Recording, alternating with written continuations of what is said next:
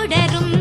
வாழ்ந்து பாரடி பெண்ணே பெண்ணே, வாழ நினைத்தால் உன் பாதை தெரியும். பாதை அறிந்தால் உன் வாழ்க்கை தொடரும். வாழ்ந்து பாரடி பெண்ணே பெண்ணே. பொங்கும் போது கரையை தாண்டி கடலின் அலைகள் சீறி பாயும். நேரம் வந்தால் நாமும் கூட அலையை போல மாற வேண்டும். அடங்கி இருக்கணும் பாசத்திற்காக, நிமிர்ந்து நிற்போம் மானம் காக்க.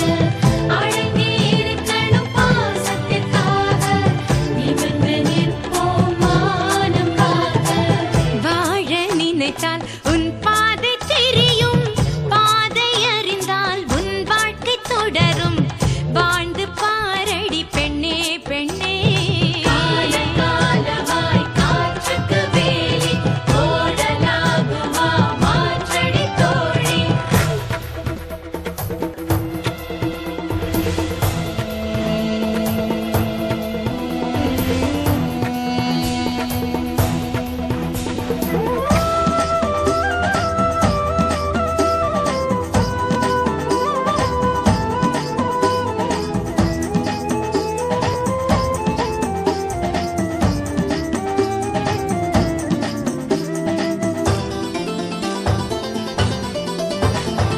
பெண்களின் இதயம் அன்பின் ஊற்று.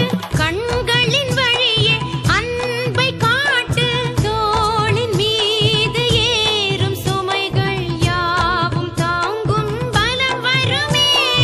ஒவ்வொரு உறவும் உன்னை ஏற்று உன் வழி நடந்திடும் பண்பை ஊட்டு. வாழும் வாழ்க்கை வேதமாகும். வானம் பூமி வசப்படுமே. உண்மையும் பெண்மையும் தோற்பதில்லை. தோற்கும் போது அதை எதிர்த்திட நீ. உண்மையும் பெண்மையும் தோற்பதில்லை. தோற்கும் போது அதை எதிர்த்திட நீ. பாவம் பார்த்தால் நியாயமில்லை. பூவும் முள்ளாக மாற வேண்டும்.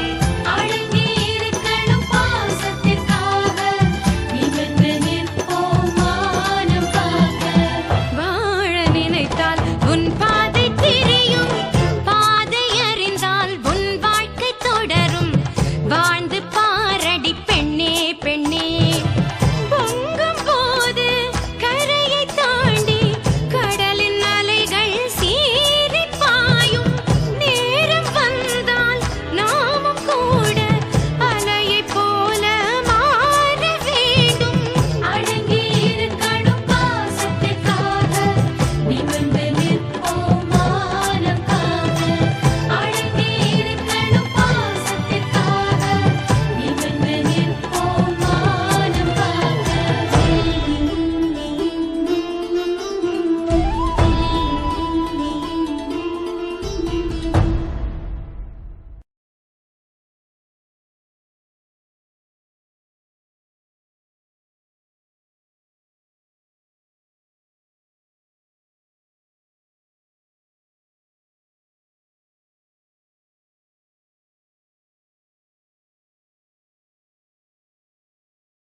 என் பொண்டாட்டிய பத்தி நீ எப்ப தப்பா பேசலாம்? வெற்றிடா உன்னை. விட்றா. அடிக்கிறல்ல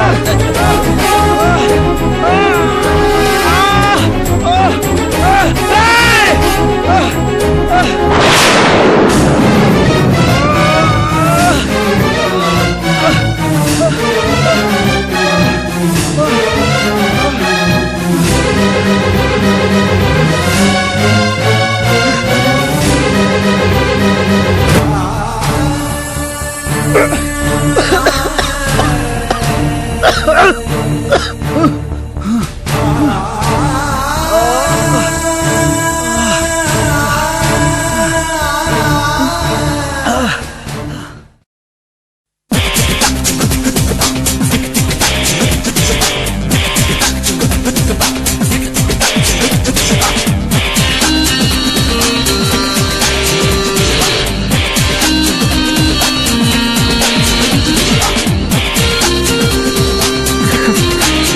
மொத்த சொத்து இவர் பேருக்கு வந்தாச்சு.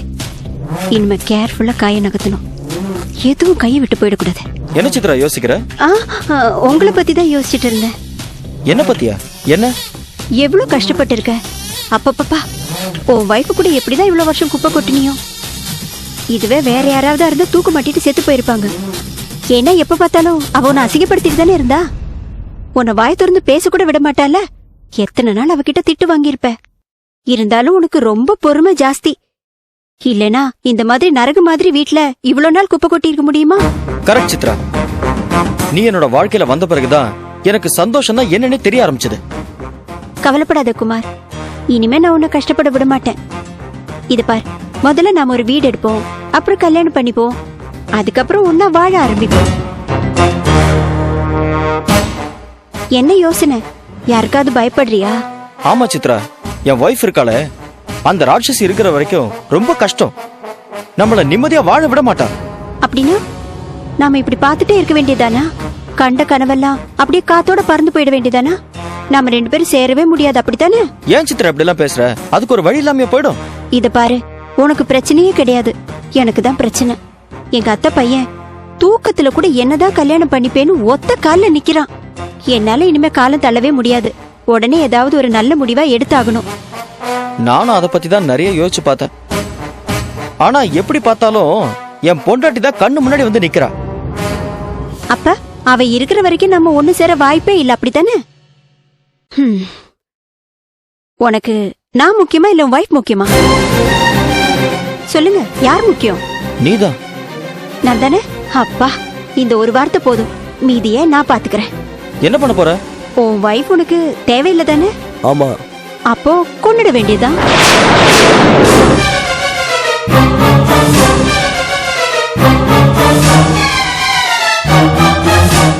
உன் வைஃப் அமுதாவை கொலை பண்ணிடலான்னு சொல்றேன்.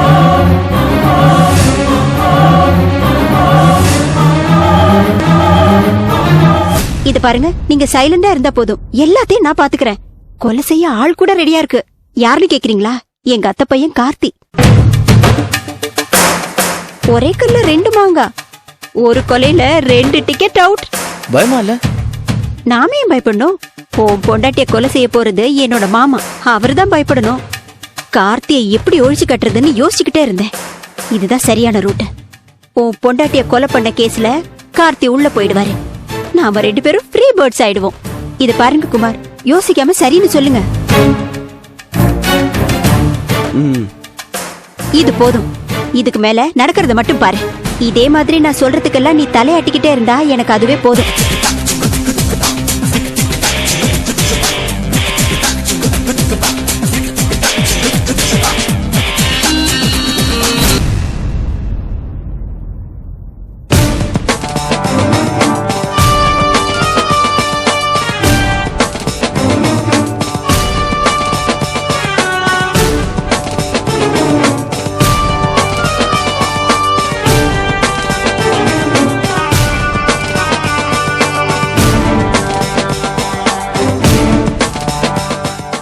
எப்படி இந்த லூசுங்க கிட்ட பேச்சு எடுக்கிறது? கார்த்தி எப்படியாவது பலிகடை ஆக்கணுமே, இல்லனா இத்தனை நாள் இவன் பின்னாடி ஜொல்லு விட்டு அலைஞ்சதுக்கு பிரயோஜனம் இல்லாம போயிடுமே.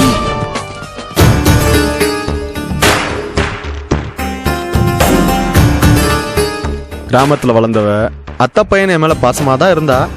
மடக்கி போட்டு பொண்டாட்டி ஆக்கிட்டா இவ அப்பங்கிட்ட இருக்க சொத்துக்கெல்லாம் அதிபதி ஆயிடலான்னு கணக்கு போட்டா. திடீர்னு உஷாராயிட்டாளே. டைவர்ஸ் வாங்கினாதான் கல்யாணம் பண்ணிப்பன்னு ஒத்த கால்ல நிக்கிறாள. என்ன பண்ணலாம்? இவ மனசுல என்ன நினைக்கிறானே தெரியலையே. பேசாம ஆளை வச்சு கடத்திக்கிட்டு போய் தாலிய கட்டிட்ட.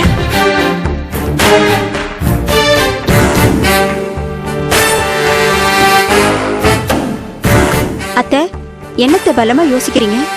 ஏன் என்கிட்ட பேச கூட மாட்டேங்கிறீங்க? அப்படி நான் என்ன தப்பு பண்ணிட்டேன்? ஐயோ, அதெல்லாம் ஒண்ணு இல்லம்மா. நீ வேலைக்கு போற பொண்ணு, உன் மனசுல 1000 விஷயம் இருக்கும். அதான் யோசிக்கட்டுமே அப்படின்னு நான் பாட்டுக்கு என் வேலைய பாத்துக்கிட்டு இருக்கேன். அப்படி அத்தை? ஆமா கார்த்திக், நீங்க என்ன உம்மன் இருக்கீங்க? அப்படி எந்த கோட்டையை பிடிக்க போறீங்க? டீப்பா யோசிக்கிற மாதிரி இருக்கு. ஆமா, பக்கத்துல இருக்க உன்னையே பொண்டாட்டி ஆக்கிக்க முடியல, நான் போய் கோட்டையை பிடிக்க போறேனா? சும்மா வெறுப்பேத்தாத சித்ரா. கார்த்தி, என்ன என் மேல உனக்கு கோவமா? உனக்காக தானே நான் வாழ்ந்துட்டு இருக்கேன். அப்படிதாம்மா நானும் நினைச்சிட்டு இருந்தேன். ஆனா நீ எப்ப பார்த்தாலும் மாலதிக்கு பயப்படுறியே. உண்மையான விஷயம் அதானே. டிவோர்ஸ் வாங்காம உன்னை எப்படி நான் கல்யாணம் பண்ணிக்க முடியும்? சித்ரா, நான் வேணா ஒன்னு பண்ணட்டுமா? பேசாம ஆளை வச்சு மாலதியை தீர்த்து கட்டிட்டா?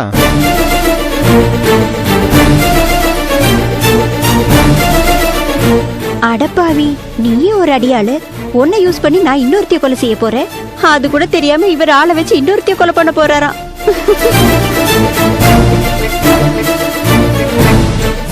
என்ன சித்ரா சிரிக்கிற? என்னால முடியாதுன்னு நினைக்கிறியா? உனக்காக என்ன வேணா செய்வேன், எத்தனை கொலை வேணாலும் பண்ணுவேன். எனக்கு நீ கிடைக்கணும். ஏன் இவர் இப்படி முட்டாள் மாதிரி பேசுறாரு? கொலைய பண்ணிட்டு இவர் பாட்டுக்கு ஜெயிலுக்கு போயிட்டா நான் இங்க தனியா என்ன பண்ணுவேன்? என்னம்மா பண்றது? அவனுக்கு மூளை சுத்தமா வேலை செய்ய மாட்டேங்குது. எப்பவும் ஓ நினைப்பாவே இருக்காமா.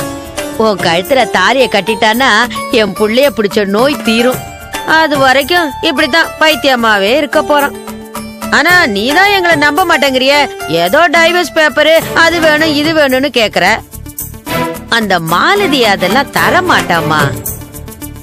இப்படி ஒரு விஷயம் நடக்க போறது தெரிஞ்சா நம்ம தலையில கல்ல தூக்கி போட்டாலும் போடுவாளே தவிர விடுதலை பத்திரம் எல்லாம் எழுதி தர மாட்டா. என்ன பண்றது? வேற என்னதான் பண்றது? என்ன பண்றதுன்னா அவ்வளவுதான். என் புள்ளையோட விதி அந்த மாலதியோட தான் குப்பை கொட்டணும்னு இருக்கு. அதை யாரால மாத்த முடியும்? இத பாரு சித்ரா, எங்களுக்கெல்லாம் மனசு ரொம்ப சங்கடமா இருக்கு. பேசாம நீ உன் ஊருக்கே போய் சேர்ந்துற. எதுக்குமா தேவையில்லாம நீ இங்க இருந்து என் மக மனச கெடுக்கணும்? நீ போயிட்டா ஏதோ கனவு மாதிரி நினைச்சு அவனும் உன்னை மறந்துடுவான். மா, நான் சித்ராவை மறந்துடுவோம் மட்டும் நீ நினைக்காத. சாகர வரைக்கும் அவ என் மனசுலதான் இருப்பா. என்ன இது கேள்வி திடீர்னு உள்டா அடிக்குதே. ஊருக்கு போக சொல்லுது, அப்புறம் எப்படி கார்த்தியை வச்சு அமுதாவை கொலை பண்றது? விடக்கூடாது. அத்தை, அவ்வளவுதானா அத்தை? என் மேல வச்சிருந்த பாசம் அவ்வளவுதானா? ஏன் கார்த்தி, உங்க அம்மா தான் என்ன ஊருக்கு போன்னு சொல்றாங்கன்னா எதுவும் பேசாம நீங்க சைலண்டா இருக்கீங்க. என்னை விட்டுட்டு உங்களாலதான் இருந்துட முடியுமா, இல்ல என்னாலதான் முடியுமா? முடியாது சித்ரா. உன்னை எங்க இருந்து அனுப்புறதுக்கு எனக்கு மட்டும் எப்படி மனசு வரும்? அதனால பாரு, வேற இங்கேயே இருந்து என்ன பண்றது? ஊர் உலக தப்பா பேசுமா? எல்லாத்தையும் தாங்கிக்கிட்டு சும்மாவே ஒரே வீட்டுல ஒன்னா இருக்கணும்னு நினைக்கிறியா நீ? அத்தை, உங்க மனசு எனக்கு புரியுது அத்தை. இப்ப என்ன, எனக்கும் கார்த்திக்கும் கல்யாணம் நடக்கணும், அவ்வளவுதானே? ஆமாம்மா, அவ்வளவுதான் என் ஆசை. சரி அத்தை, எனக்கு சம்மதம். நீங்க எப்படி கல்யாணம் பண்ணிக்க சொல்றீங்களோ அப்படியே நான் பண்ணிக்கிறேன்.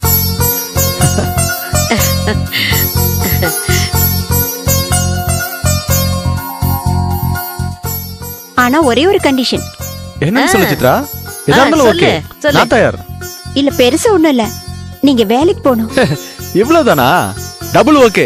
நாளைக்கே நான் ஒரு வேலைக்கு போறேன். வேலை ரெடி.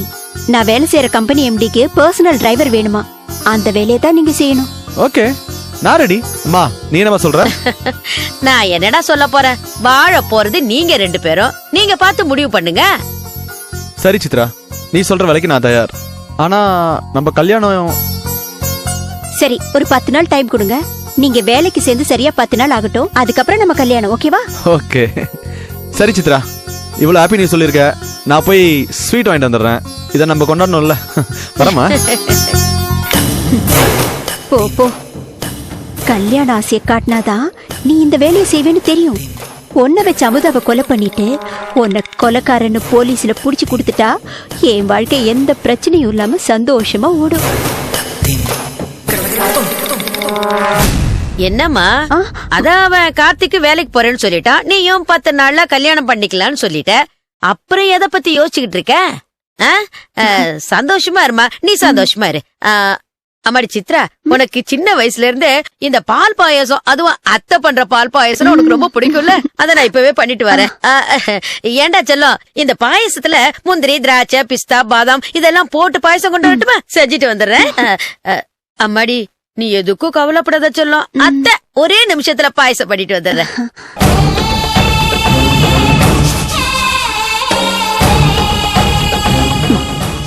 அட லூசுங்களே, அவன் என்னடானா ஸ்வீட் வாங்குறேன்னு ஓடுறான். இந்த கிழவி என்னடானா பால் பாயசம் எடுத்துட்டு வரேன், முந்திரி பருப்பு போடுறேன், அப்படி இப்படின்னு பொங்கி வழியுது. இதுங்க போக்கிலேயே விட்டு நம்ம காரியத்தை சாதிச்சுக்க வேண்டியதான். அப்பதான் நம்ம நினைச்ச வாழ்க்கை நமக்கு கிடைக்கும்.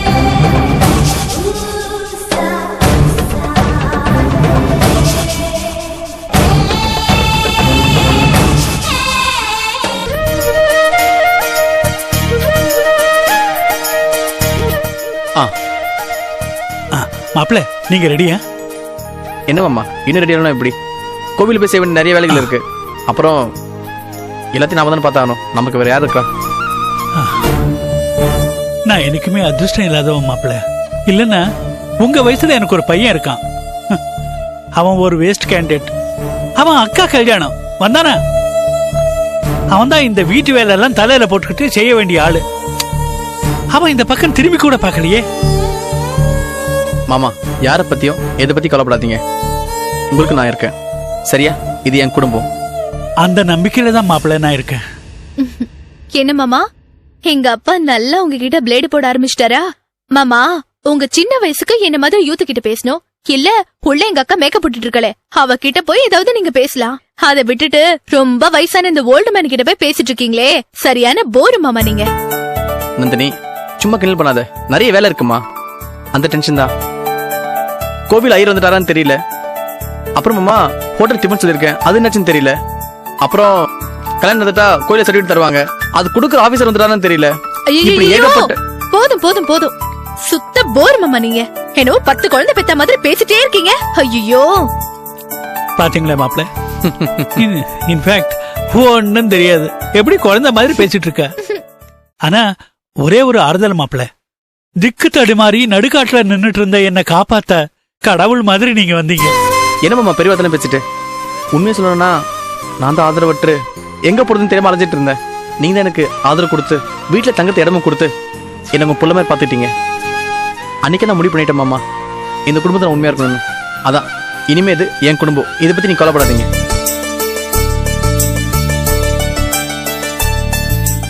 தம்பி விமல், இந்தப்பா தாலி, பத்திரமா இதை நீயே வச்சுக்கோ. ஏன்னா நாங்க பொம்பளைங்க 1000 வேலைங்க இருக்கும். அதை எடு இதை எடுன்னு இதை எங்கேயாவது வச்சிட போறோம். அதனால இதை யாரையும் நம்பி கொடுக்க முடியாது. அதனாலதான் உங்ககிட்ட கொடுத்தேன். கோயிலுக்கு போனது ஐயர்கிட்ட கொடுத்துருங்க. சரிக்கா. கல்யாணி நீ ரெடி ஆயிட்டியாமா? ஆ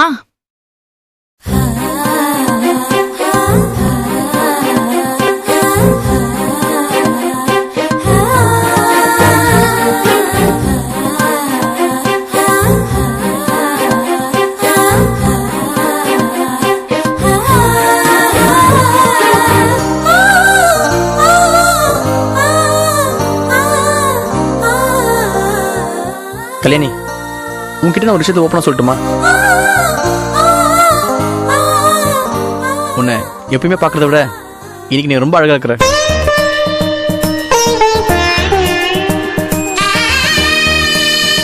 அடடா, நீங்களும் யூத்னு ப்ரூவ் பண்ணிட்டீங்களா? அக்கா, இவர் சொல்றத நம்பாத. அவருக்கு சுத்தமா ரசனையே கிடையாது. இவ்ளோ நேரம் தாத்தா மாதிரி வேலை ரசீதி அது இதுன்னு ஒரே போர் அடிச்சுட்டே இருந்தாரு. சரி, உன்கிட்ட கல்யாணத்துக்கு தேவையானதெல்லாம் எடுத்து வைக்க சொன்னே, எடுத்து வச்சியா? நல்லா கேளு. எல்லாத்தையும் எடுத்து வச்சிட்டேன்க்கா. நம்ம பக்கத்து வீட்டு பையனை மாலை வாங்க அனுப்பிச்சிருக்கேன், இப்ப வந்துருவான். என்னது, கல்யாண மாலை வாங்க பக்கத்து வீட்டு பையனை அமிச்சியா? உன்னதான ஆட்டோல போயிட்டு வர சொன்னேன். அப்பா, ஆட்டோ எடுத்துட்டு போயிட்டு வரதுக்கு நான் என்ன ஆம்பளை பையனா? நான் ஒன்னும் ரெடியா வேண்டாமா? அதெல்லாம் வந்துருவோம் போங்க. மாமா இப்பதான் சொன்னல, ஏன் டென்ஷன் ஆகுறீங்க? பக்கத்துல போய் ரொம்ப நல்ல பையன், கரெக்ட் டைம் வந்துடும் பாருங்க. நல்லா சொல்லுங்க. இல்ல மாப்பிள்ள, நானே எந்த நேரத்துல என்ன நடக்கும்னு ஒரே டென்ஷன்ல இருக்கேன். என்ன கல்யாணியோட ராசி எப்படி? நாங்க எத்தனையோ தடவை கல்யாணம் பேச்சு எடுத்தாலே எத்தனையோ தடங்கள் வந்திருக்கு. அதான் உங்களுக்கு தெரியுமே மாப்பிள்ள. மாமா இந்த தடவை இந்த தடங்களும் வராது.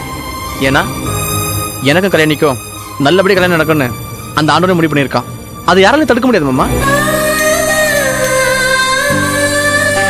என்னமோ மாப்பிள்ள, உங்களை மலை போல நம்புறேன். இனிமே எங்க குடும்பம் உங்க கையில தான். ஏன்னா இந்த வீட்டு மருமகன் நீங்க தானே. அப்படி இல்ல மாமா, இந்த வீட்டு பொறுப்பு எல்லாத்தையும் நான் பாத்துக்கிறேன். என்ன இருந்தாலும் இந்த வீட்டுக்கு மூத்த மருமக கார்த்திக் தானே.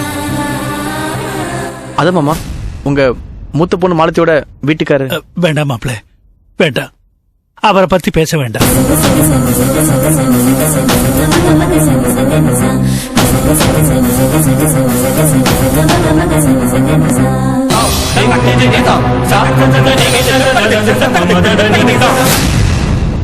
வாழ நினைத்தால் உன் பாதை தெரியும், பாதை அறிந்தால் உன் வாழ்க்கை தொடரும். வாழ்ந்து பாரடி பெண்ணே பெண்ணே, வாழ நினைத்தால் உன் பாதை தெரியும், பாதை அறிந்தால் உன் வாழ்க்கை தொடரும். வாழ்ந்து பாரடி பெண்ணே பெண்ணே.